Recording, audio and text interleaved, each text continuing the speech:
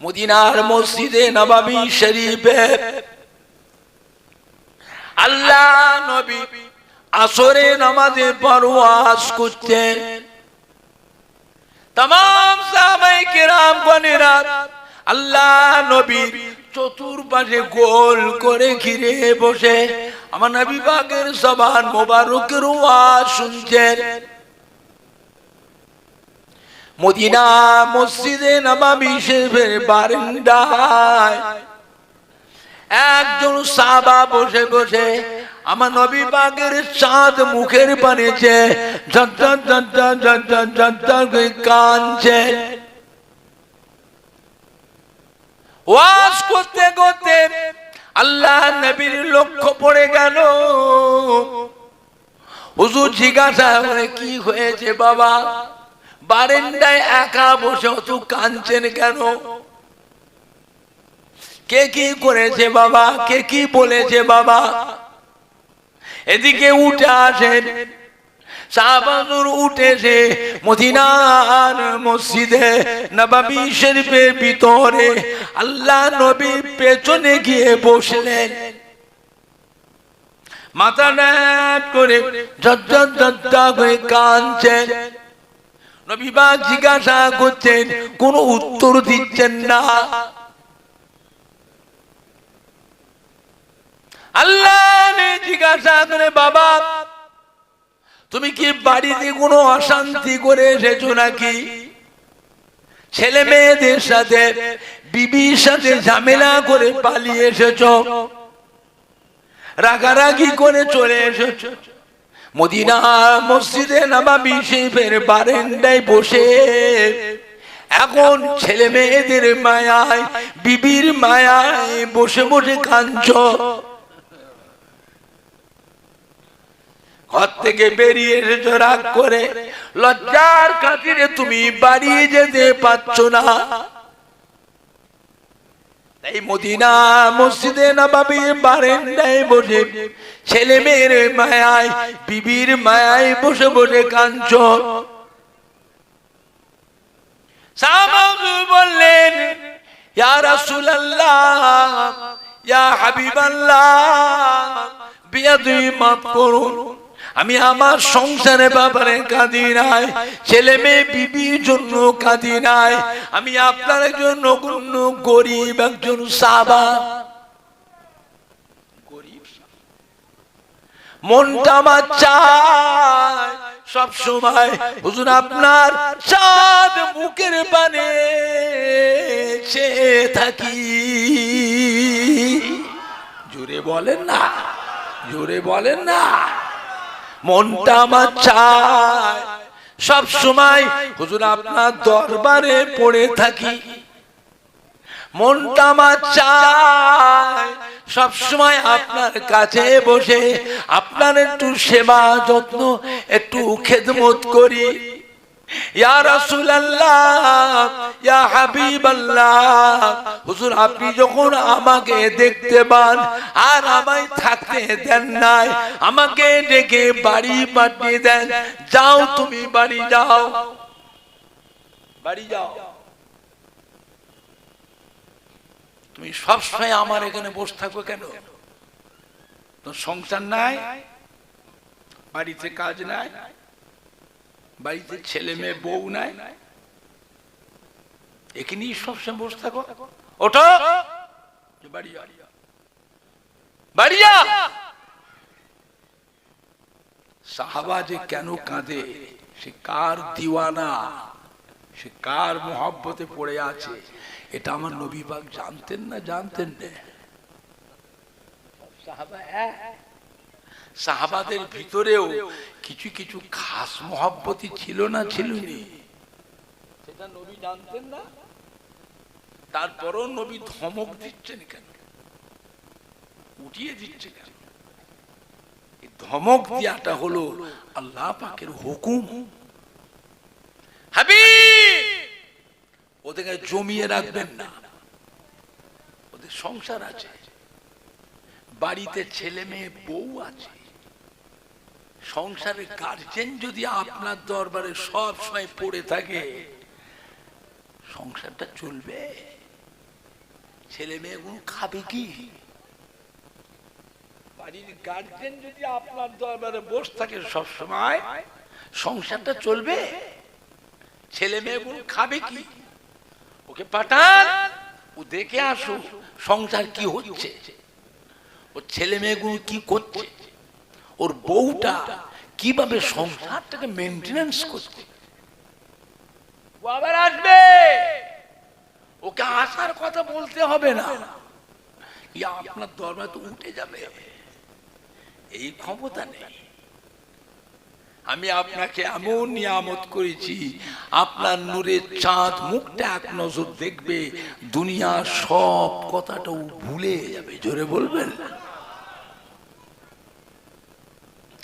সাহাবা বলে, ইয়া রাসূলুল্লাহ, ইয়া হাবিবাল্লাহ, হুজুর আপনি যখন আমাকে দেখতে পান, আমাকে আর থাকতে দেন নাই, আমাকে ডেকে বাড়ি পাঠিয়ে দেন, আমি আপনার হুকুমের বেয়াদবি করতে পারি নাই, আপনার হুকুমে বাড়ি চলে যায়। বাড়ি যাবার সময় আমার অন্তরের মধ্যে একটা জ্বলন শুরু হয়ে যায়, আপনার দিদারের জ্বলন, নূরের চাঁদ মুখটা দেখবা জ্বলন শুরু হয়ে যায়, জ্বলে জ্বলে জ্বলে জ্বলে জ্বলে জ্বলে বাড়িতে যায়।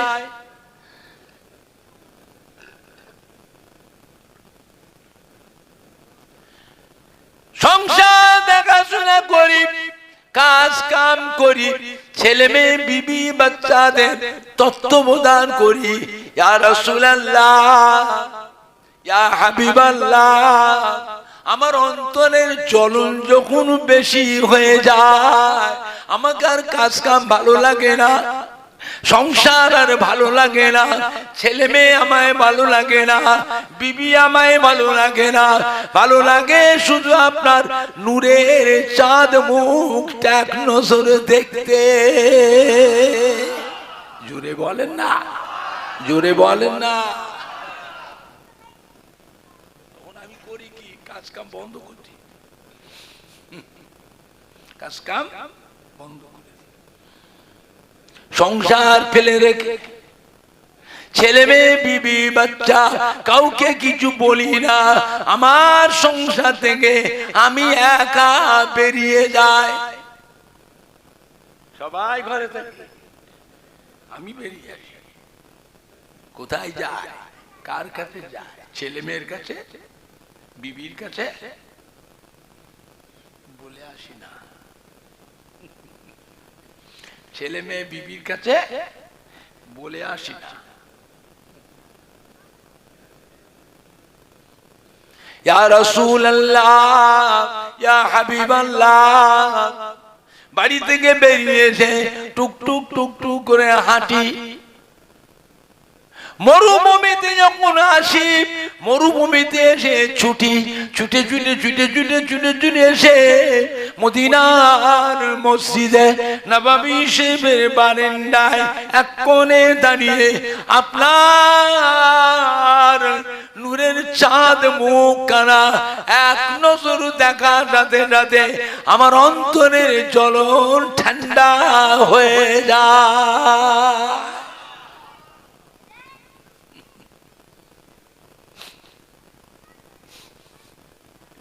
ইয়া রাসূলুল্লাহ, ইয়া হাবিবাল্লাহ, মদিনার মসজিদে নববী শরীফের বারান্দায় দাঁড়িয়ে আজকে আপনার দরবারে এসে আপনার চাঁদ মুখের বানিয়েছে, আমার একটা কথা মনে পড়ে গেছে। কাল কিয়ামতের ময়দানে, কঠিন হাসরের দিনে কোটি কোটি কোটি কোটি কোটি কোটি বান্দা বান্দি হায় হায় হায় হায় করে কাঁদবে। সেই দিন আল্লাহ পাক আপনাকে একা আরশে আসীমের ছায়াতে তুলে নেবেন। এই কোটি কোটি বান্দার ভিড়ের ভিতরে আমি আপনার নগণ্য গরিব সাহাবা কোথায় যে এক পাশে পড়ে থাকবো। আমি যে দুনিয়ার বুকে আপনাকে না দেখলে থাকতে পারি না, কিয়ামতের ময়দানে আপনাকে না দেখে কেমন করে থাকবো? তাই মদিনার মসজিদে নববী শরীফের বারান্দায় দাঁড়িয়ে আপনার চাঁদ মুখের পানিতে চোখের পানি গড়িয়ে যায়।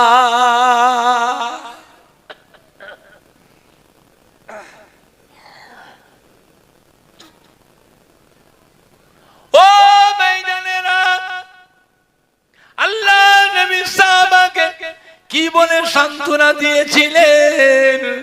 ও আমার সাহাবা, কেঁদো না বাবা, ওরকম করে কেঁদো না বাবা, বাবা সবর করো বাবা, সবর করো বাবা। আমি রাসূলুল্লাহ সাল্লাল্লাহু আলাইহি ওয়াসাল্লাম বলে দিচ্ছি, যে ব্যক্তি আমায় খাঁটি মোহাব্বত করবে, সচ্চা মোহাব্বত করবে, সত্যিকারে ভালোবাসবে, আমি আর আমার ওই মোহাব্বতের সাহাবা, আমি আর আমার ওই মোহাব্বতের উম্মত উম্মতি আল্লাহর বেহেশতের ভিতরে এক জায়গায় পাশাপাশি থাকবো। জোরে বলবেন না? নবীকে যারা ভালোবেসেছে তাদের দেখে শিক্ষা নেন। নবীকে ভালোবেসেছিলেন মদিনার মসজিদে নববী শরীফের মেম্বারের পাশে ওই শুকনো খাজুর গাছের গুঁড়িটা, খাজুর গাছের গুঁড়ি,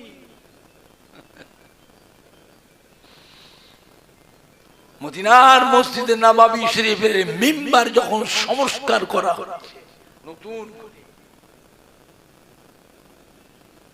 ওই সময় ওই খাজুর গাছের গুঁড়িটার কান্না আরম্ভ, যে বাচ্চা ছেলের মতন আওয়াজ করে। খাজুর গাছের গুঁড়িটা পানি, গোটা গুঁড়িটা ভিজে যাচ্ছে। সাহাবায়ে কেরামরা শুনছে, আশ্চর্য ব্যাপার, গুঁড়িটা কাঁদছে, পানি ভিজে চলে যাচ্ছে, নিচে গড়িয়ে যাচ্ছে, কি ব্যাপার? সাহাবারা এসে আমার নবীকে শুনিয়েছিলেন। মদিনার মসজিদ নববীর মিম্বারের পাশে ওই খাজুর গাছের গুঁড়িটা কাঁদছে বাচ্চা ছেলের মতো, কচি বাচ্চাদের মতো গুনগুন করে কাঁদছে, পানি ঝরে চলে যাচ্ছে, তাই নাকি? কি বলি, আমরা দেখে এসেছি, কান্না শুনে এসেছি, আমাদের সহ্য করা যাচ্ছে, ওই শুকনো গুঁড়িটার কান্না সহ্য করতে পারছে না। আল্লাহ নবী ছুটে চলে এসে জিজ্ঞেস করছে, খেজুরি গাছে কাঁদছো কেন? কি বলো, হুজুর মদিনার মসজিদে নববীর মিম্বারটা নতুন করছে, নতুন করছেন, আমাকে তো টেনে ফেলে দেবে।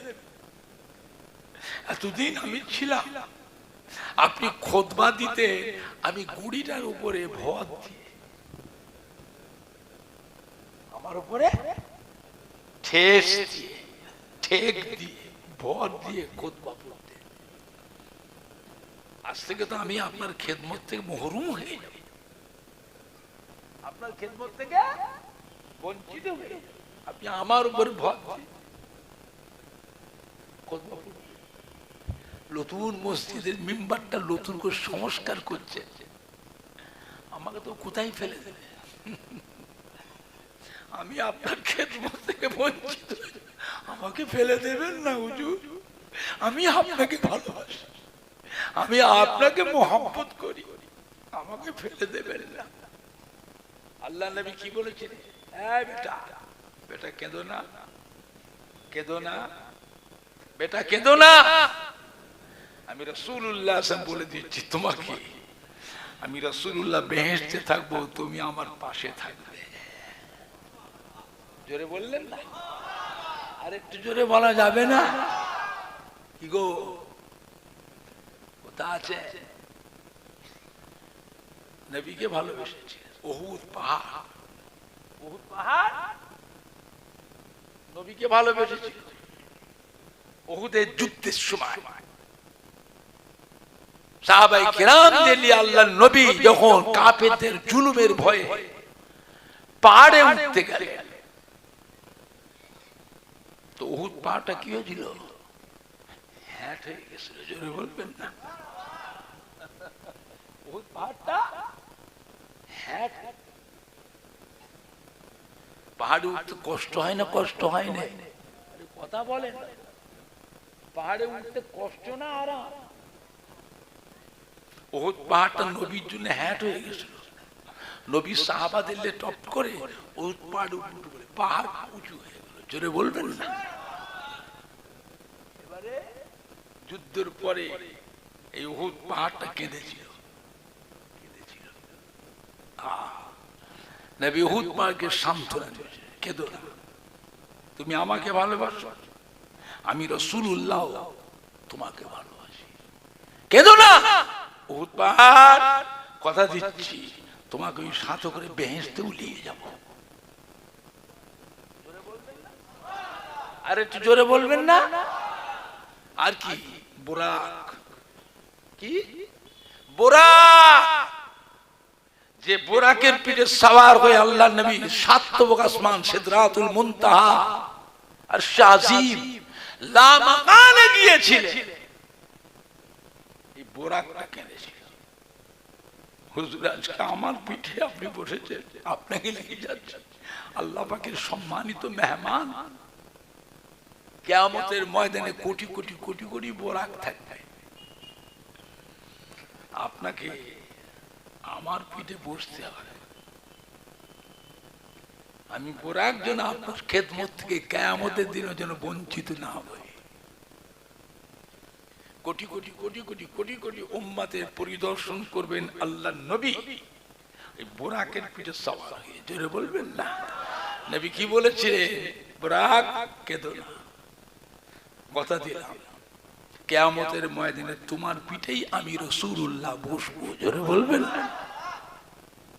নবীকে যারা ভালোবেসে, ভালোবাসা মানে চিরস্থায়ী ভালোবাসা। বুঝলে, আখিরি জামানা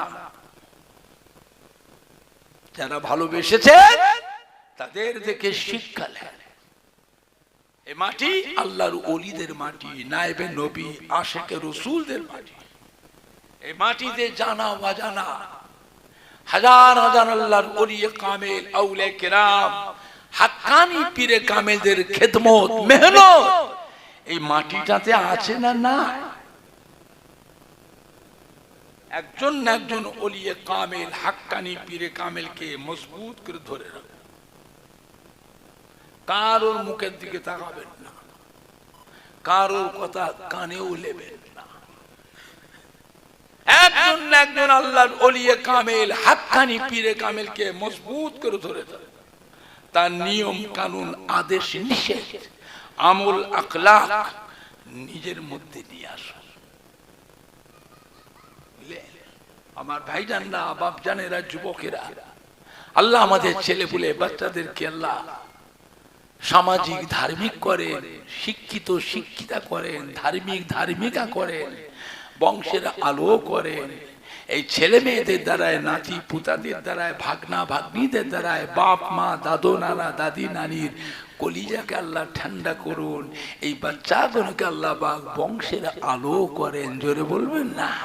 আর একটু জোরে বলা যাবে না? দুরূদ শরীফ আল্লাহুম্মা সাল্লি আলা। কি গো,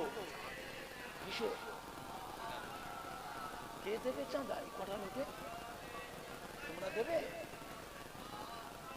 না? মুখ খরচ করবো খামাখা। আল্লাহুম্মা সাল্লি আলা। কমিটিকে ডাকো।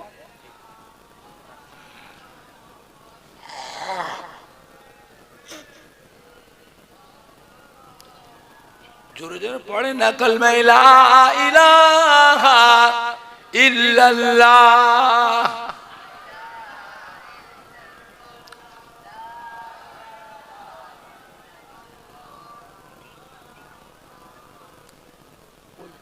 কমিটি কই? এই কমিটির ছেলেগুলো কই? 84 গ্রামে জালসা কমিটির যুবকগুলো কোথায় গেল? এই 10 জন যুবক উঠে এসো, 10টা যুবক আমার স্টেজে এসে তকবীর দিতে হবে। জোরে জোরে। ওই আমার টাইম আর নেই তো, শেষ হয়ে গেছে। এতক্ষণ কিছু বলেন না, বসে আছেন চুপ করে।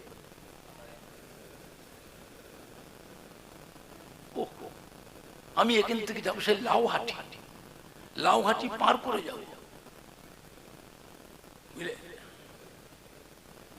আজকে রবিবার ফুরফুরা শরীফে খুব ভিড় হয়েছিল, প্রচুর ভিড় হয়েছিল আমার কাছে।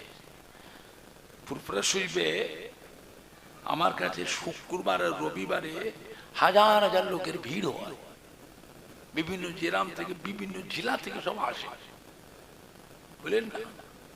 খুব জরুরি কাজ নিয়ে আসে, তাবিজ তসবিরের জন্য আসে, বুঝলেন না? জেন ভূত হাওয়া বাতাস, কাজ কারবার, ব্যবসায়ী কারখানায় দোকানে বরকত নাই, বিয়ে শাদী করে বাচ্চা কাচ্চা হয় না, মরা বাচ্চা হয় কি বাচ্চা আসে না, শ্বশুর শাশুড়ি গঞ্জনা, স্বামী স্ত্রী অশান্তি, বলেন না? দোকান করেছেন ভাড়াপতি হয় না, বিক্রি হয় না, গাড়ি কিনেছেন ভাড়া পাচ্ছেন, অ্যাক্সিডেন্ট করে, জেনের অত্যাচার, ছেলে মেয়ে বউ নাতি পোতারে বাস করতে পারছেন না সংসারে, নানান রকমের কাজে মানুষ আমার কাছে আসে, বুঝলেন না? খুব ব্যস্ত থাকি। এবারে আমার জলসা আস্তে আস্তে বন্ধ হয়ে যাবে, বয়স হচ্ছে, আমি আর জলসা মাহফিলে যেতে পারবো না, বয়স হচ্ছে, শরীর দুর্বল হয়ে গেছে, আর আগের মতন ক্ষমতা নেই, আগের মতন আর খাটতে পারিনি বাবা, বয়স হচ্ছে। গভীর রাতে একজন যুবক মদিনা শরীফে আল্লাহর নবীর হুজরা শরীফের সামনে দরওয়াজার কাছে দাঁড়িয়ে আছে। প্রচন্ড শীত, প্রচন্ড শীত। যুবক ছেলেটা দাঁড়িয়ে আছে আল্লাহর নবীর হুজরা শরীফের সামনে, গভীর রাতে। যুবক আল্লাহর নবী হুজরা শরীফ থেকে বেরিয়েছেন, তাহাজ্জুদের নামাজ পড়বেন মদিনার মসজিদে নববী। যুবকটাকে দেখে আল্লাহর নবী থমকে গেলেন। কে রে? এই কে বলতো? তুমি কে? এত রাত্রে আমার ঘরের সামনে অন্ধকারে দাঁড়িয়ে আছো, কে তুমি? যুবকটা সালাম দেয়, আসসালামু আলাইকা ইয়া রাসূলুল্লাহ ইয়া হাবিবাল্লাহ। হুজুর আপনি আমায় চিনতে পারেননি, আমার নাম ছিল আব্দুল উজ্জা, আপনি আমার নামটা পরিবর্তন করে আব্দুল্লাহ রেখেছেন। কোন আব্দুল্লাহ?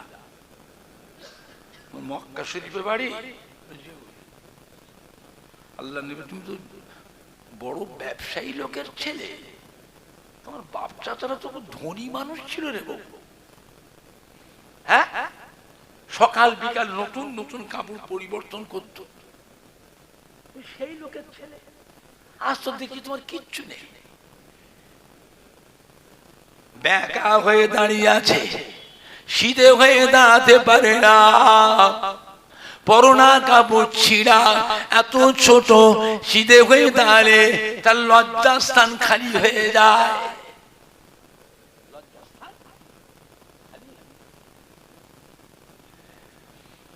প্রচন্ড শীত পড়েছে, যুবক ছেলেটি থরথর করে কাঁপছে। এরকম দুর্দশা কেন? তুমি তো বড় ব্যবসায়ী লোকের ছেলে, মক্কা শরীফে বড় ধনী লোকের ছেলে, তোমার বাপ চাচারা দৈনিক সব সময় রেগুলার নতুন নতুন জামা কাপড় সবসময় পরিবর্তন করত, আজ তো তোমার কিছুই নাই, কি ব্যাপার?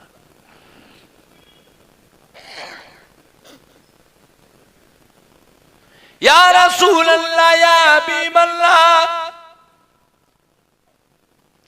আপনি মক্কা শরীফ থেকে হিজরত করে চলে এসেছেন, আমি কষ্ট করে মক্কা শরীফ থেকে পায়ে হেঁটে হেঁটে রাতের পর রাত দিনের পরে দিন রাতের পর রাত দিনের পরে দিন 360 মাইল রাস্তা অতিক্রম করে মদিনা শরীফে যে দাঁড়িয়ে আছি, আপনার হুজরা শরীফের সামনে কখন আপনি বাইরে বেরোবেন? আপনার নূরের চাঁদ মুখে এক নজর যদি দেখতে পায়, আমার মনে আর কোনো দুঃখ থাকবে না।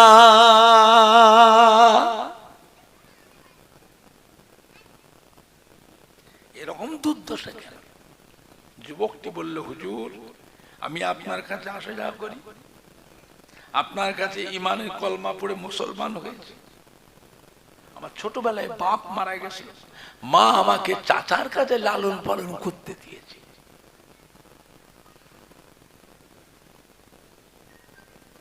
মা আমার এক বাড়িতে ঝি খাটে কোন রকম জীবিকা নির্বাহনের জন্য, আর আমাকে চাচার কাছে দিয়েছে। আমি আপনার কাছে আসা যাওয়া করি, আপনাকে মোহাব্বত করি। আমার চাচা জানতে পেরে আমাকে বলল, হয় হযরতে মুহাম্মাদের দরবার ছাড়বি, নচেৎ তুই আমার বাড়ি থেকে বেরিয়ে যা। আমি বললাম, চাচা যান, দরকার হলে আমি আপনার বাড়ি ছেড়ে বেরিয়ে যেতে পারি, একটা মুহূর্তের জন্য দিনের নবী দয়ার নবী দরবারে যাওয়া ছেড়ে দিতে পারবো না। চাচা আমাকে বার করে দিল, ঘর থেকে বের করে দিল। আমি বেরিয়ে আসছি, চাচা দাঁড়িয়ে গেল, থাম,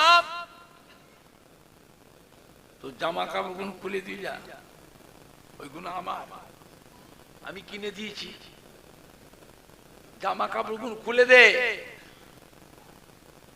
মানে জামা কাপড় খুলে দিলে ল্যাংটো হয়ে যাব। ল্যাংটো হয়ে গেলে কি হবে? লজ্জার খাতিরে ঘর থেকে বেরোতে পারবো না, লজ্জার খাতিরে ঘর থেকে বেরোতে পারবো না। আমি চাচাকে বললাম, চাচা যান, দরকার হলে পরনার কাপড় কেন সব হারা হতে পারি, একটা মুহূর্তের জন্য ঈমান হারা হতে পারবো না।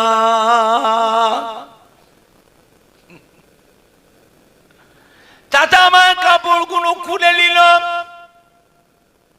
ল্যাংটো হয়ে গেছি, উলঙ্গ হয়ে গিয়ে মা মা বলে কাঁদতে লাগলাম। জনম দুঃখিনী মা আমার কান্নার আওয়াজ পেয়ে ছুটে আসলেন, কিরে বাবা আব্দুল উজ্জার, অত জোরে কাঁদলি কেন? কে তোকে মেরেছে? আমি জওয়ান ছেলে ল্যাংটো দেখতে পেয়ে মা লজ্জায় তাড়াতাড়ি মুখে হাত চাপা দিয়েছে। যুবক ছেলে ল্যাংটো, একটা বাচ্চা ছেলে ল্যাংটো থাকা আর জওয়ান ছেলে ল্যাংটো হলে, মা হলেও ছেলের অবস্থা দেখে লজ্জা পাবে না? পাবে না? ছেলে হলেও জওয়ান লজ্জা পাবে না? পাবে না? মা তাড়াতাড়ি তো মুখে হাত, পাগল হয়ে গেছে নাকি? পাগল হয়ে গেছে? জওয়ান ছেলে ল্যাংটো, কি হয়েছে? মাকে একটা একটা করে চাচা যা আচরণটা আমার বলেছিল সেইটা মাকে শোনালাম। মাকে শোনানোর পরে মাও কাঁদে, আমিও কাঁদি। জনম দুঃখিনী মা আমার মাথাটাকে জড়িয়ে ধরে মায়ের বুকের সঙ্গে ডেকে, মাও কাঁদছে আমিও কাঁদছি, মাও কাঁদছে আমিও কাঁদছি। মা বলল, বাবা আব্দুল উজ্জার, তোর বাবা তোকে ছোট্ট রেখে মারা গেছে, আমি খুব কষ্ট করে লোকের বাড়ি ঝি কেটে চাকরানি কেটে চেয়ে মেঘে ভিক শিক্ষির নিয়েছে, তোকে খাইয়ে পরিয়ে বড় করেছি, তুই জওয়ান হয়ে গেছি, তোর ভরণ পোষণ খরপর জোগাতে পারছি না, তোকে তোর চাচার কাছে দিয়েছি, আমি এক বাড়িতে ঝি কাটি জীবিকা নির্বাহনের জন্য। বাবা আব্দুল উজ্জার, তুই আমার একটাই ছেলে, কাঁদিস নি বাবা, আমি মা হয়ে তোর কান্না সহ্য করতে পারি না, কি চাস বল, কি দিলে তোর কান্না বন্ধ হবে? আমি মাকে বললাম, মা আমাকে একটা বস্ত্র দাও, আমার ইজ্জতটা ঢাকার জন্য, আমার লজ্জাস্থানটাকে ঢাকার বস্ত্র। মা নিজের হাতে সেলাই করা তালি দু একটা কাঁথা অথবা কম্বল, সেইটাকে দু টুকরা করে এমনি করে একটু নিজে পরে একটু গায়ে, এইরকম করে আমি মক্কা শরীফে পায়ে হেঁটে হেঁটে মদিনা শরীফ এসেছি, আপনার দরজার সামনে দাঁড়িয়ে আছি, অনেক দুঃখ কুলিয়ে এসেছি, এটা দাঁড়িয়ে আছি, কখন বেরোবেন হুজরা, আরাম করতে, কখন বেরোবেন? আপনার নূরে চাঁদ মুখখানা এক নজর দেখতে পায়, আমার মনে আর কোনো দুঃখ থাকবে না। যুবক ছেলেটার মুখের কথাগুলো আল্লাহর নবী শুনছিলেন দাঁড়িয়ে দাঁড়িয়ে, নবী বাবু স্থির থাকতে পারলেন না, মোবারক চক্ষু থেকে টপ টপ টপ টপ করে পানি ঝরে আল্লাহর নবী দাড়ি মোবারক করে ভিজে যাচ্ছে। নবী খালি বললেন, বাবা নিজের ছেলে ভাইয়ের ছেলে, নিজের ছেলে ভাইয়ের ছেলে, জুদা নয়, একই রক্ত। মানুষ এত নিষ্ঠুর হতে পারে? মানুষ এত নিষ্ঠুর হয়? আয় এদিকে আয়, আমার ঘরে আয়, আমার ঘরে নবী পাক ঘরের মধ্যে ডাকলেন, ডেকে নিয়ে আল্লাহ নবীর নিজের ব্যবহার কিন্তু দুইখানা কাপড় যুবকটার হাতে এলে, ধর আমার নিজের ব্যবহার কিছু কাপড় তোকে দিলাম, এটা তুই পরবি। জোরে বলবেন না? আর একটু জোরে বলা যাবে না? হ্যাঁ বাবা, আল্লাহ নবীর ব্যবহার কিছু কাপড় হলেও উম্মতের কাছে তার দাম আছে না নাই? দিলে হাতটা ধরে নিয়ে গেলেন মদিনার মসজিদে নববী শরীফে, সাহাবায়ে কেরামদের ডেকে সবাইকে বললেন, বাবা অসহায় নিরাশ্রয় নব মুসলিম, আমি রাসূলুল্লাহ সাল্লাল্লাহু আলাইহি ওয়াসাল্লাম দুখানা কাপড় দিয়েছি, এর যা কিছু প্রয়োজন হবে তোমরা সব দেবে। সাহাবায়ে কেরামদের হুকুম দিলেন, আল্লাহ নবী বললেন, একে নামাজ শিখিয়ে দাও, দোয়া দরুদ শিখিয়ে দাও, আর কোরআন শরীফ শিখিয়ে দাও। সাহাবায়ে কেরামরা নামাজ শিখিয়ে দিলেন, দোয়া দরুদ শিখিয়ে দিলেন, কোরআন শরীফ শিখিয়ে দিলেন। কোরআন শরীফ শিখে নিয়ে আব্দুল্লাহ নাম রেখেছিলেন আল্লাহর নবী আব্দুল্লাহ। ও কোরআন শরীফ শিখে নিয়ে করছে কি জানেন, সারা সারা রাত ধরে আর ঘুমোয় না, মদিনার মসজিদে নববীর ভিতরে জেগে জেগে কোরআন পাক তেলাওয়াত করতে লাগলে। এত জোরে জোরে পড়ছে, অন্য সাহাবাদের কষ্ট হয়, সবাই তো জেগে নেই, কিছু মানুষ ঘুমোয় না, কোরআন শরীফ হলো তিলাওয়াত